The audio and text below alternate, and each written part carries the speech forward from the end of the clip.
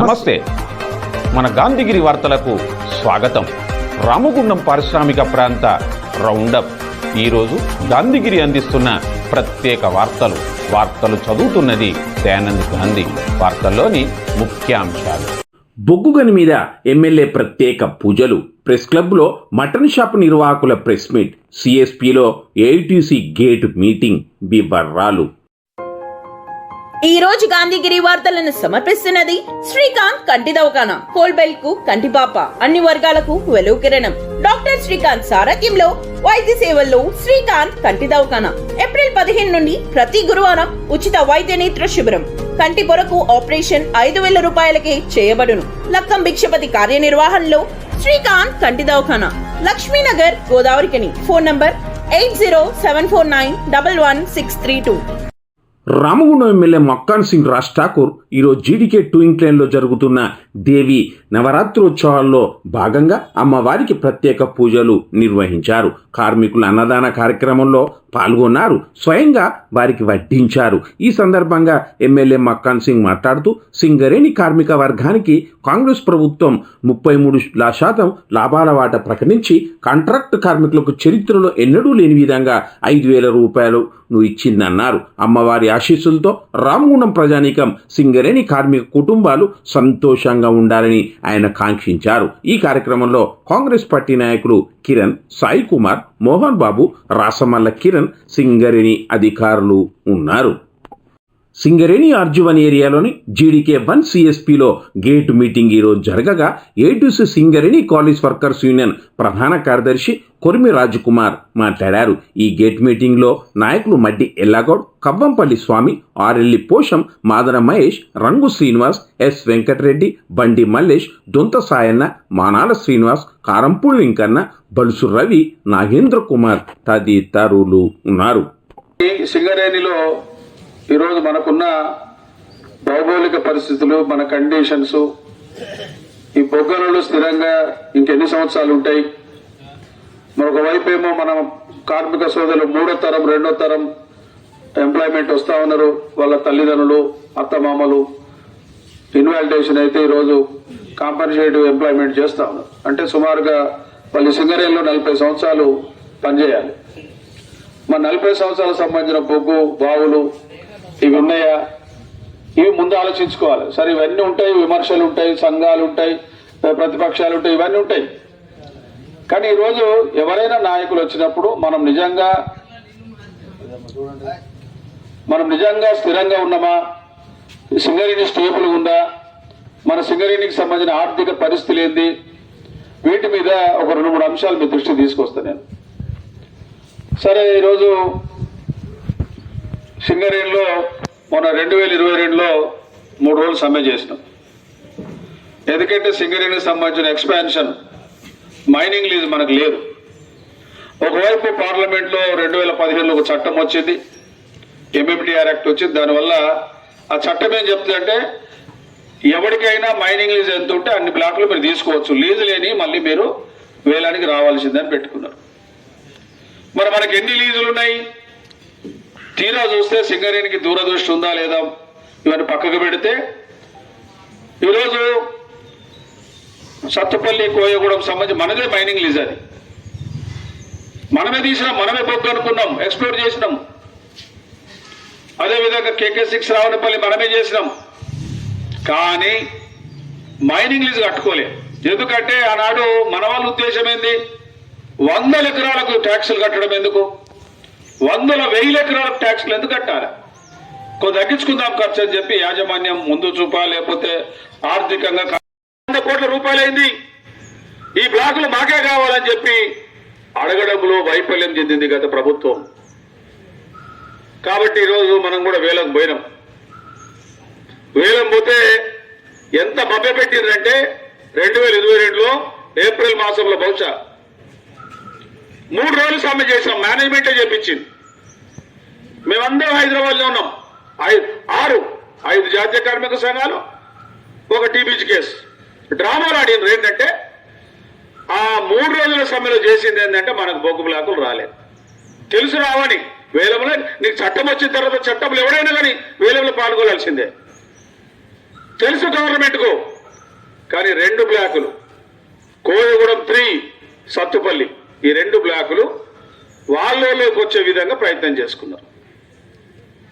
కోయగూడెం 3 అంటే ఎవరిది? Aurobindo company. Aurobindo company ఎవరిది? శ్యామ్ సుందర్ రెడ్డి లిక్కోర్కు సంబంధించిన ఒక మందు తయారు. కవిత మొన్న జైలు పోయింది కదా, దాని సంబంధం ఆయనకి ఇచ్చిండ్రు శ్యామ్ ప్రసాద్ రెడ్డి. సత్తుపల్లి బోయినపల్లి శ్రీనివాసరావు ఆయనకు వచ్చింది. ఆయన ఎవరో మీకు తెలుసు, కరీంనగర్ ఆయన. అప్పచెప్పి అంటే మనల్ని వేల వేయకుండా వాళ్ళని వేలు వేపించి వాళ్ళకి ఇప్పించారు. అంటే మన నోటిగాడి బుక్క ఈరోజు మన ఎక్స్పాన్షన్, మన బొగ్గు బ్లాకులను పరోక్షంగా మందికి అప్పచెప్పే కార్యక్రమం గత ప్రభుత్వం చేసింది. నేను అడుగుతాను ఈరోజు, సార్ నువ్వు చేసినవయ్యా, మరి 6 నెలల్లో నువ్వు బొగ్గు పనులు స్టార్ట్ చేయాలి కదా. స్టార్ట్ చేయలేదు. ఎందుకంటే ఎల్లందులో కోయగూడెం అనేది గిరిజన ప్రాంతం. చట్టం ఉంది, 170 యాక్ట్ ఉంది అక్కడ. గిరిజన ప్రాంతంలో చేస్తే ప్రభుత్వం చేయాలి, లేకపోతే గిరిజన సొసైటీ చేయాలి. కాబట్టి దానికి వాడికి రాలేదు, వాడు చేయలేకపోయాడు. సత్తుపల్లి 3 వాడు తీసుకున్నాడు కానీ డంపింగ్ యార్డ్ లేదు, మనకు ప్లేస్ లేదు. ఇస్తే మనం ఇయ్యాలి. మన అదృష్టం మంచిగుండి టీఆర్ఎస్ ఓడిపోయింది కాబట్టి ఈరోజు అది మనకు ఆ ప్లేస్ ఇవ్వలేకపోయినాం. లేకపోతే ప్రభుత్వం ఇది ఇచ్చేయండి అని చెప్పి హుకుం జారీ చేసి ఆ యొక్క సత్తుపల్లిలో వానికే ఇచ్చే పరిస్థితి వచ్చేది. ఈ రోజు వాళ్ళు ఏం చెప్తా ఉన్నారు, ఎందుకు మీరు బొగ్గు తీసుడు ప్రారంభించలేదంటే ఈ రోజు యూనియన్లు చాలా బలంగా ఉన్నాయి, ఉద్యమాలు చేస్తా ఉన్నారు, బెదిరిస్తా ఉన్నారు కాబట్టి తీయలేకపోతా ఉన్నామని వాళ్ళ ఈఎండీలు కట్టిన కోట్ల రూపాయల ఈఎండీలు మనం మళ్ళా ఈ మన పోతాయని చెప్పి ఈరోజు భయపడి మన మీద నడుతా ఉన్నారు. ఖమ్మం జిల్లా వరద బాధితుల సహాయార్థంగా తెలంగాణ ఉద్యమ నిరుద్యోగ కళాకారులు ఈరోజు గోదావరిఖన్ నగరంలో విరాళాల సేకరణ చేశారు. ఈ విరాళాల సేకరణ మొత్తం డబ్బును ముఖ్యమంత్రి సహాయ నిధికి అందించడం జరుగుతుందని వారు పేర్కొన్నారు. ఈ కార్యక్రమంలో నిరుద్యోగ కళాకారులు పక్షాన గాజుల రమేష్, కాసర్ల మల్లేష్, దుబాసి శ్రీనివాస్, కోట మహేష్, పుష్పలత, శ్రావణి, రమాదేవి, రాణి తదితరులు ఉన్నారు. తుటి మదకలకు 60 ఏళ్ళు నిండెను తెలంగాణ సాయుధ పోరాటపు గురుతులై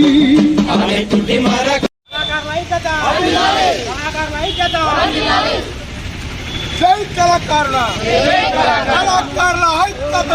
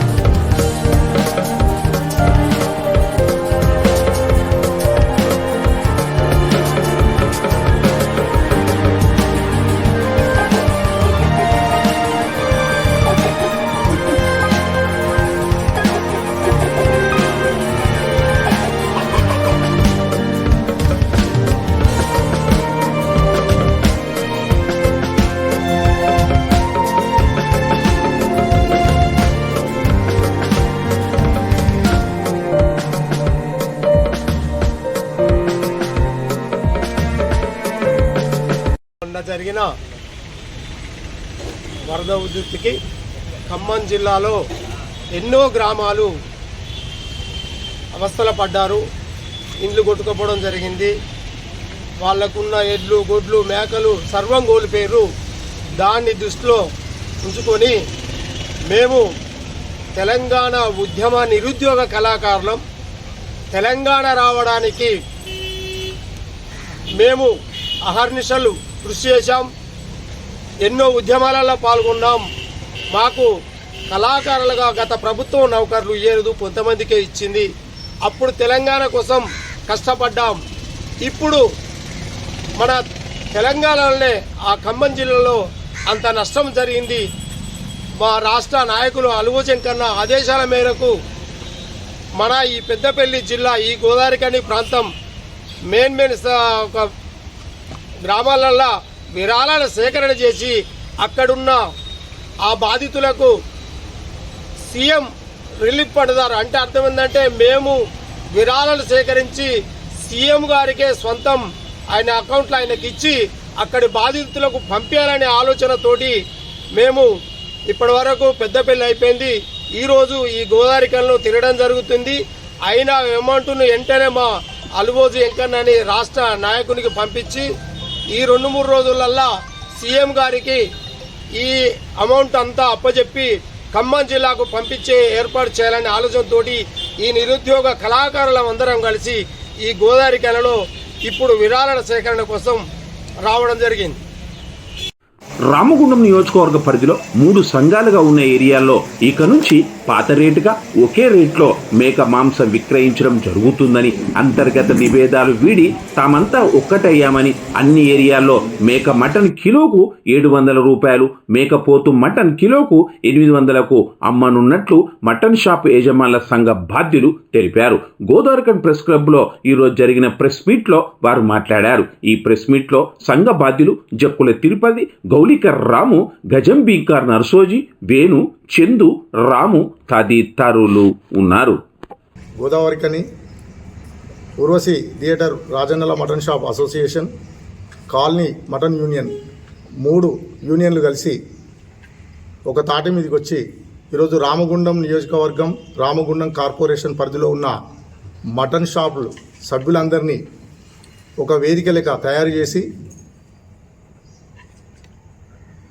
శనివారం రోజు ఆల్రెడీ మా సమస్యలను, మా సంఘ సభ్యుల సమస్యలను అందరినీ పిలిచి వాళ్ళ సమస్యలను చర్చించి సాధక బాధలు తెలుసుకొని అందరం కలిసికట్టుగా ఉండాలి. ఇంతకుముందు గత 2 సంవత్సరాల నుండి 700 రూపాయలు మేక మటను, 800 రూపాయలు మేకపోతు మటను అమ్మినాము గత 2 సంవత్సరాల నుండి. ఇందులో కొందరికి ఈగోల వల్ల, చిన్న చిన్న తగాదాల వల్ల చిన్న గొడవలు వచ్చి 550, 500, 600 రూపాయలకు అమ్మినారు. అవి ఆ సమస్య మా యూనియన్ దృష్టికి వచ్చినందువల్ల వాళ్ళందరిని పిలిచి టోటల్గా 3 యూనియన్లు కలిసి ఒక వేదిక మీద చర్చించి ఒకటే యూనియను మన Ramagundam corporation mutton shops association ఉండాలి. అందరము ఒక తాటి మీద నిలబడి ఒకే రేటు మనము నాణ్యతమైన మటను ఇచ్చి మనం ముందుకు పోవాలని చెప్పనని అందరం కలిసికట్టుగా ఒక తీర్మానం నిర్ణయించుకున్నాము. అందుకని ఈరోజు 8/10/2024 నుండి మేకపోతు మటన్ 800, మేక మటన్ 700 రూపాయలకు ఇవ్వాలని సభ్యులందరూ, యూనియన్ నాయకులు కలిసికట్టుగా తీసుకున్న నిర్ణయము. ఈ రోజు నుండి ఈ 800, 700 అనేది అమల్లోకి వస్తుంది. ఎవరైనా తక్కువ అమ్మినచో వాళ్ళపై సంఘం చర్యలు తీసుకోక తప్పదు. రెండోది, ఇప్పుడు ప్రజలారా మీరు గమనించాల్సిన విషయం ఒక్కటే, ఇవాళ హైదరాబాద్ తర్వాత గోదావరికనే పెద్ద market, Hyderabad first, second గోదావరికన్ market. ఇలా గోదావరికనిలో ఇచ్చినంత తక్కువ ఏ పల్లెల్లో కానీ ఏ పట్టణంలో కానీ లేదు. మీరే ఆలోచించాలి. ఎక్కడ కానీ 700, 800 రూపాయలు ఆల్రెడీ గత 2 సంవత్సరాల నుంచి ఈ మటను అమ్ముతున్నారు. ఇక్కడ ఈ చిన్న విషయం మీరు గమనించాలి. 500, 550, 600 ఇచ్చిన మూమెంట్ల ఇబ్బందులు తలెత్తినాయి. వాళ్ళు రోడ్డు మీదకి కూడా, కుటుంబాలు రోడ్డు మీద పడ్డాయి. ఆ సమస్యలు మా దృష్టికి వచ్చిన తర్వాతనే ఇప్పుడు ఒక నిర్ణయం తీసుకొని ఒకే తాటి మీద ఉండాలి అని చెప్పనని రామగుండం నియోజకవర్గం మొత్తం 700, 800 అమ్మాలని చెప్పనని మేము నిన్న సంఘ సభ్యులందరం నిర్ణయించుకున్నాము. ఈరోజు మేకపోతే 800, మేక 700 రూపాయలు ఒకే రేటు ప్రతి చోట. ఎక్కడ కానీ ఇంతకుముందు పోతన కాలనీ కానీ, ఫైంక్ లైన్ కానీ, గౌతమ్ నగర్ కానీ, అడ్డగుంటపల్లి కానీ, గంగానగర్ కానీ, హైబీ కాలనీ కానీ ఈ చోట్ల తక్కువ ధరకు ఇచ్చినారు. రేపటి నుండి ఈ రోజు నుండి అక్కడ కూడా 700 800 ఇది కూడా మీరు గుర్తించాలి. సంఘాలు ఏకమై ఒక నిర్ణయానికి వచ్చి ఎక్కడ తక్కువ ధరకు మటన్ అమ్మకుండా ఒకే యూనియన్ లాగా ఏర్పడి 700 రూపాయలు మేక 800 రూపాయల పోతు అమ్మాలని తీర్మానించడం జరిగింది. అయితే గతంలో ఎప్పుడైనా కూడా అందరం ఒకతాటిగా చిన్న వివాదాల వలన విడిపోయి 500, 600, 550 అమ్మడం వలన అది కొంచెం స్ప్రెడ్ అయిపోయింది. దాన్ని మా దృష్టికి వచ్చి కొంతమంది ఆర్థికంగా నష్టపోయినారు. వాళ్ళు మా కుల సంఘాల దగ్గరకు వచ్చి చర్చించినప్పుడు వారికి కూడా పిలిచి ఏం సమస్యలు ఉన్నాయో తెలుసుకొని దాన్ని పరిష్కరించి అందరూ ఏకతాటికపై వచ్చి రామగుండం కార్పొరేషన్ పరిధిలో ఉన్న అన్ని మటన్ షాప్స్ ఒకే విధంగా ఒకే మటన్ ఒకే రేటు అనే విధానంతో నాణ్యమైన మటన్ అందరికీ ఇవ్వాలనే ఉద్దేశంతో 700 రూపాయల మేక 800 రూపాయలు పోతు అని డిసైడ్ చేయడం జరిగింది. దీనికి రామగుండంలోని ప్రజలు అందరూ కూడా సహకరించి ఉండాలని కోరుకుంటున్నాం.